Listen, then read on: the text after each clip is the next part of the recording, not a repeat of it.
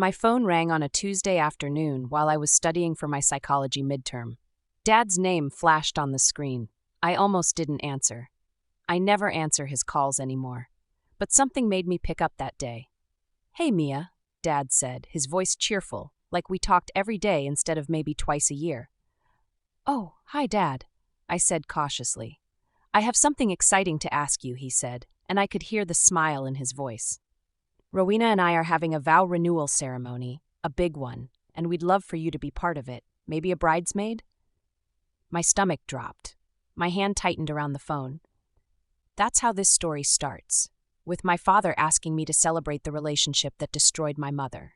My name is Mia Samuels. I'm 20 years old, a junior in college studying psychology, and I'm the daughter of a cheater and the woman who stole him. Let me tell you how we got here. My mother, Miriam Anderson, is 48 years old now. She's a marketing director at a Fortune 500 company. Brilliant, beautiful, hardworking. She had me when she was 28, right after she and my father got married. My father is Carter Samuels, 50 years old. He works in finance. And then there's Aunt Rowena, 38 now, 10 years younger than my mom. Growing up, I heard all the stories about how Rowena was the spoiled one. She was sickly as a child, so my grandparents, Damien and Patricia Anderson, gave her extra attention. Whenever she wanted something my mom had, she'd throw tantrums until she got it. My mom's dollhouse became Rowena's dollhouse.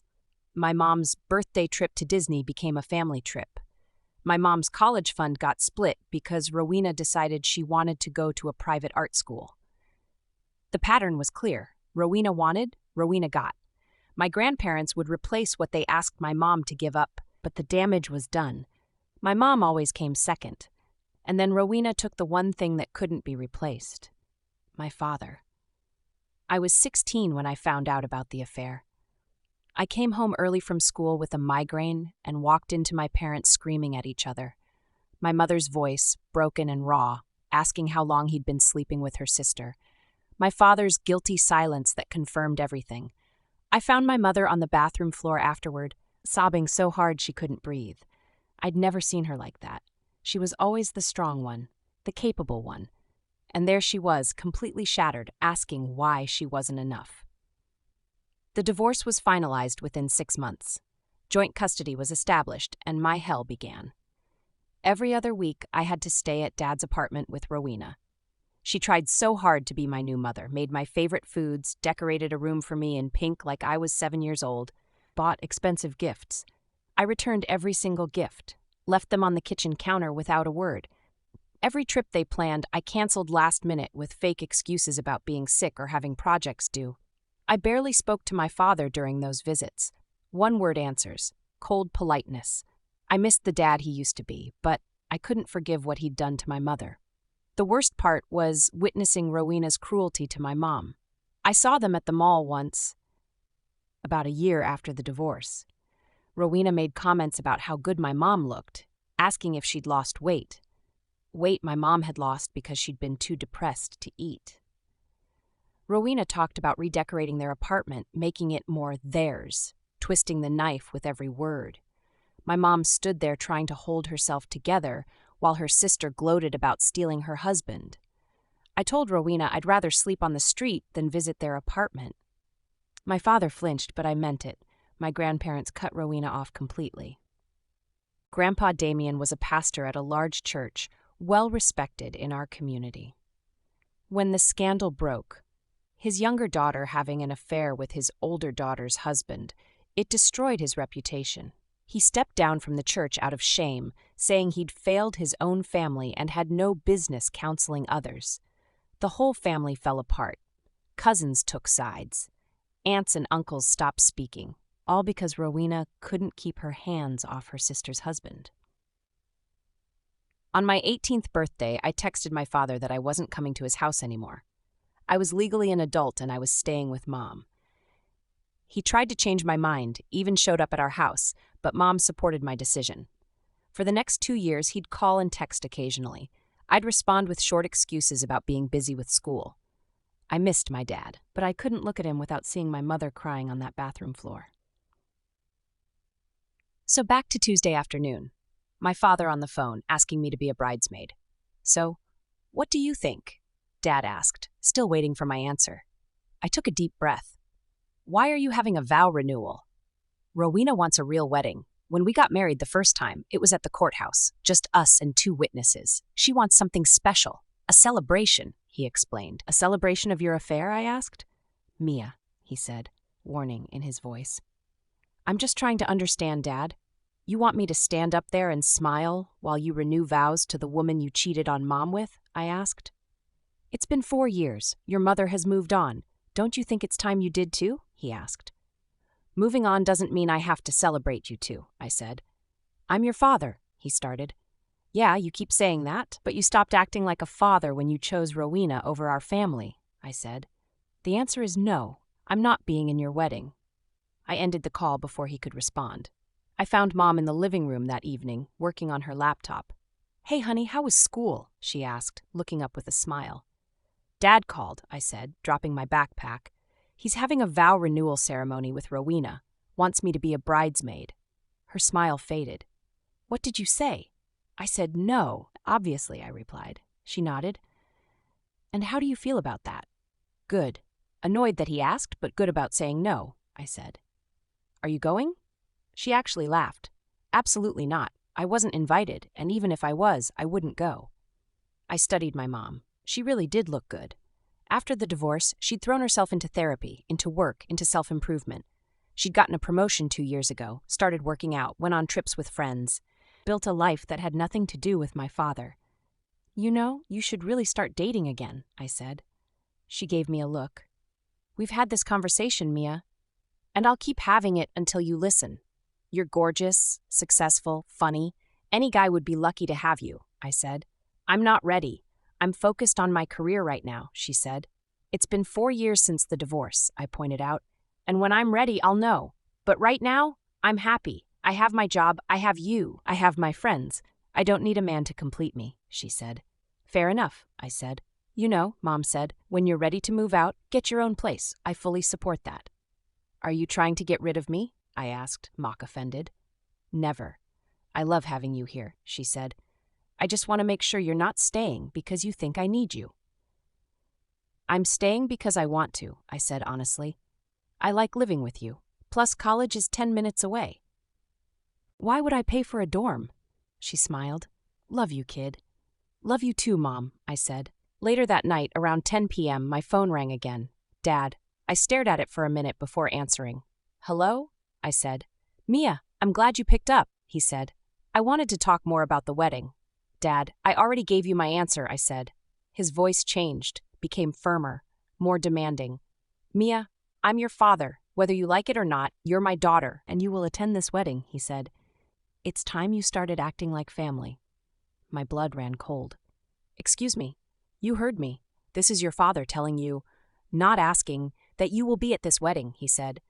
I felt anger rise in my chest. Oh my God, I'm so sorry, Dad, but I just realized I'm super late for class, I said in my most exaggerated, panicked voice. What, Mia? It's 10 o'clock at night, he said, confused. I know, my night class. It started at 9 and I completely forgot. I have to go. Bye, I said quickly. You don't have a night class, he started. Love you, talk later, I said and hung up. I sat there for a moment, then burst out laughing. Night class, at 10 p.m., on a Tuesday. That was a terrible excuse, even by my standards. My phone rang again immediately. I declined the call. Then a different number called. I answered without thinking. Hello? Mia? Don't hang up, it's Rowena. Her voice came through, sweet as poison. I should have ended the call right there. Your father is very hurt by your refusal, she said. I really think you should reconsider.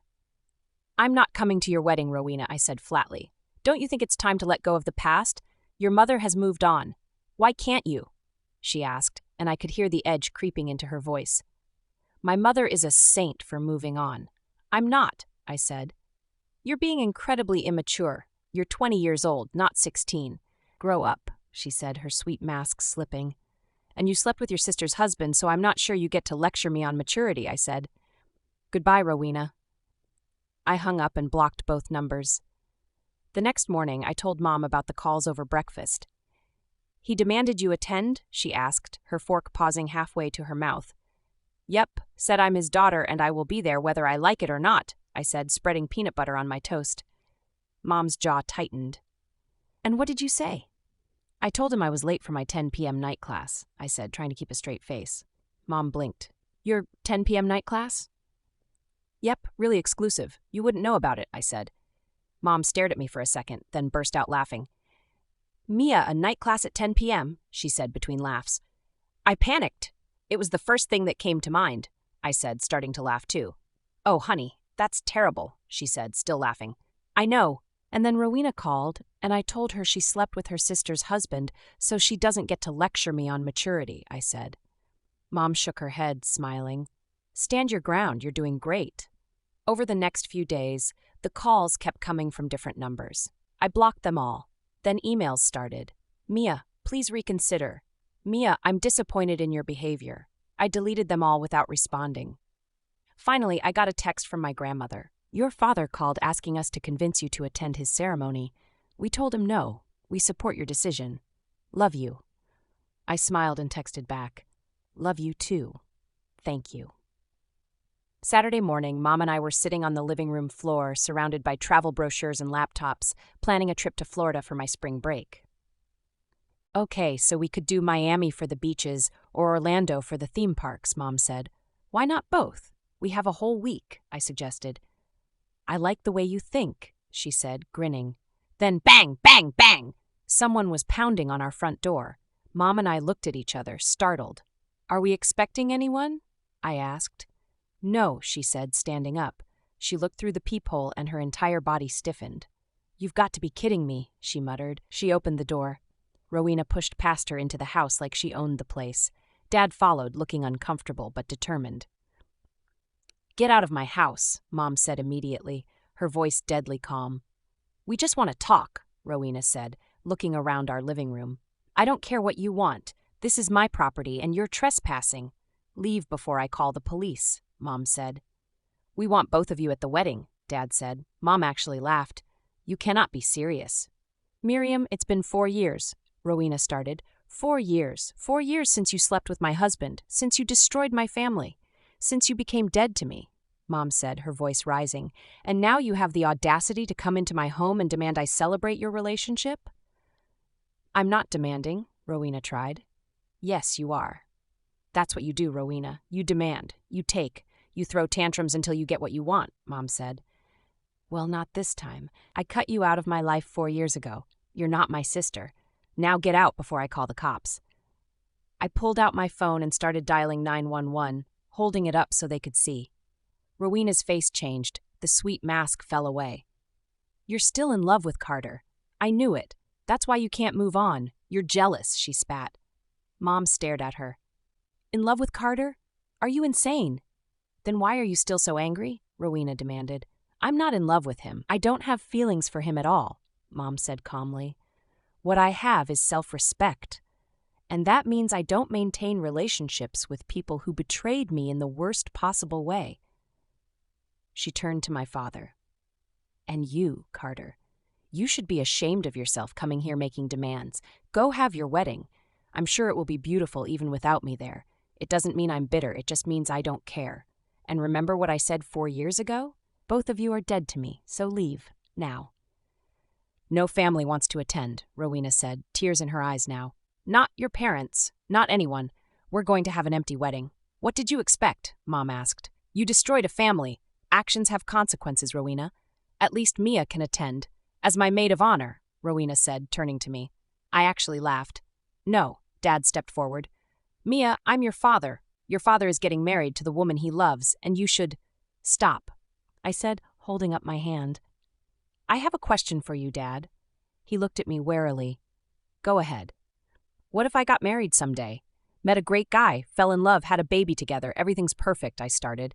And then my husband starts sleeping with someone else, my best friend, my cousin. He leaves me for her, destroys our family, breaks our child's heart. Dad's face went pale. Would you be happy to see me broken like that? I asked. Would you tell me to just get over it and move on? Would you attend my ex-husband's wedding to the woman he cheated on me with? Would you smile and celebrate? That's not the same, he started weakly. It's exactly the same, I said. Would you watch your daughter cry herself to sleep every night and think it's okay? Would you watch your daughter question her worth, whether she's enough, because the man she loved chose someone else? He had no answer. I turned to Rowena. And you? You spent your whole life taking what my mother had, and you finally took the big prize. Congratulations. I hope it was worth losing your entire family over it. Mia, I never meant to hurt anyone, she started, reaching for me. Don't touch me, I said, stepping back. Don't ever touch me. Don't call me. Don't come here. I want nothing to do with either of you. I'm your father, Dad tried. You stopped being my father the day you chose her over our family, I said, tears streaming down my face now. You stopped being my father the day you made Mom cry so hard she couldn't breathe. I looked at him. Do you know what it was like? Being 16 and watching my mother fall apart, listening to her cry herself to sleep, watching her question everything about herself. His eyes were red. Do you know what it was like going to your apartment and pretending everything was fine? Trying to buy my trust by giving me expensive gifts? Sitting at dinner with you and the woman who destroyed my family? I continued. You want to know the worst part? I'm scared to fall in love. I'm scared to get married someday because I saw what you did to Mom and I'm terrified someone will do that to me. His face crumpled. Mia, I'm so sorry. I don't care, I said. It doesn't change anything. Mom stepped forward and opened the door. You need to leave, both of you, now. Rowena looked between us, her face red with anger. You're both going to regret this. The only thing I regret is ever trusting you, Mom said coldly. Goodbye, Rowena. They left. Mom closed the door and locked it. Locked the deadbolt. Put the chain on. Are you okay? Mom asked. I nodded, wiping my tears. Yeah, are you? Yeah, she said and smiled. You were incredible just now. She pulled me into a hug. I'm proud of you, so proud. We went back to planning our Florida trip. The brochures were still scattered on the floor. Well, Mom said, sitting down, that was dramatic. I burst out laughing. They actually thought they could demand we attend and we'd just say yes? The audacity is truly something, Mom said. My phone buzzed. A text from Dad from a new number. I'm sorry, I love you. I deleted it and blocked the number. I'm going to stop letting them take up space in my head, I said. I have you, I have my friends, I have my life. That's enough. Mom raised her coffee mug. To us. To moving forward. I clinked my mug against hers. To us. 6 weeks passed. 6 weeks of peace, of planning our Florida trip, of living our lives without constant pressure from my father and Rowena. Then one afternoon, my grandmother called my mother with news. The vow renewal ceremony had been canceled. Rowena had called it off completely. Apparently, Rowena had envisioned something grand. A massive ceremony at an expensive venue with 200 guests. A 10-piece orchestra, designer everything, her dream wedding. But when the RSVPs came back, the reality was devastating. My grandparents declined. Our cousins all said no. Most of my father's extended family made polite excuses. Only a few distant relatives who felt obligated, some of my father's coworkers, and a handful of friends agreed to attend. Maybe 20 people total in a venue meant for 200. My grandmother said Rowena had called her in tears, begging her to reconsider, saying it wasn't fair that she was being punished for falling in love, that she just wanted one special day. My grandmother told her the truth. That actions have consequences, and sometimes those consequences last a lifetime. So Rowena canceled everything, the venue, the orchestra, the designer dress, all of it. When my mother told me this, I waited to feel something. Satisfaction, maybe, vindication, but all I felt was nothing, just a calm, quiet nothing. How do you feel about it? I asked my mother. She thought for a moment. I don't feel anything, not happy, not sad, just indifferent. Me too, I said. And that's when we both knew we'd truly moved on. A week later, we left for Florida. While my father and Rowena dealt with their canceled ceremony, my mother and I were on a beach in Miami, laughing and making memories. While Rowena cried over her empty guest list, we were riding roller coasters in Orlando. While they faced the consequences of their choices, we were living our best lives. Rowena had spent her entire life taking what wasn't hers, and this time, she'd wanted our blessing too, our presence, our celebration. She wanted her fairy tale ending. Instead, she got a canceled wedding, a family that wouldn't speak to her, and the painful knowledge that some things once broken can never be fixed. Just like what my grandma said, consequences can last a lifetime. And honestly, that felt like exactly the ending this story deserved. If you enjoyed this video, hit that like button and drop a comment below. Don't forget to follow for more content just like this. Thanks for watching. Catch you next time.